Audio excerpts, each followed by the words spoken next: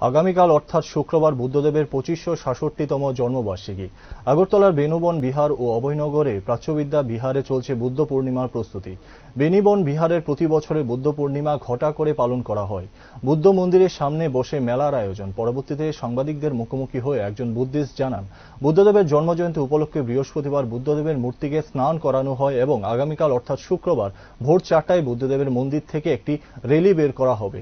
তার পাশাপাশি বুদ্ধ বিহারকে তার জন্মজয়ন্তী উপলক্ষে সুন্দরভাবে সাজিয়ে তোলা হবে ও বুদ্ধ বিহারকে পুজো দেওয়া হবে। এমনকি বুদ্ধদেবের জন্মজয়ন্তী উপলক্ষে শুক্রবার সকাল 10টা থেকে রাস্তার ধারে সকল সাধারণ মানুষকে জল ও শরবত বিতরণ করা হবে। गच्छामि धम्मं शरणं गच्छामि संघं शरणं गच्छामि नमो बुद्धाय। 2567তম বৌদ্ধ পূর্ণিমা কালকে, সেই উপলক্ষে আমরা আজকে বুদ্ধ হয়ে স্নান সহ আজকে বিহার কালপুজো করব।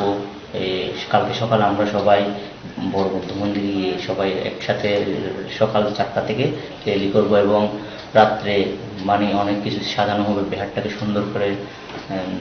সকালে আমরা বুদ্ধকে পুজো দিব। এটা কালকে আমাদের সকালবেলা রুটিন এবং আমাদের এখানে রাস্তাতে দুপুরবেলা 10টা থেকে আমরা মানুষকে জল পান করে শরবত জল এগুলো পান করাবো। বিশেষ প্রার্থনা হবে। হ্যাঁ, বিশেষ প্রার্থনা হবে। সন্ধ্যার সময় আমাদের বুদ্ধ কীর্তন আছে, পান উত্তোলন হবে। এগুলো কালকে আমাদের রুটিন।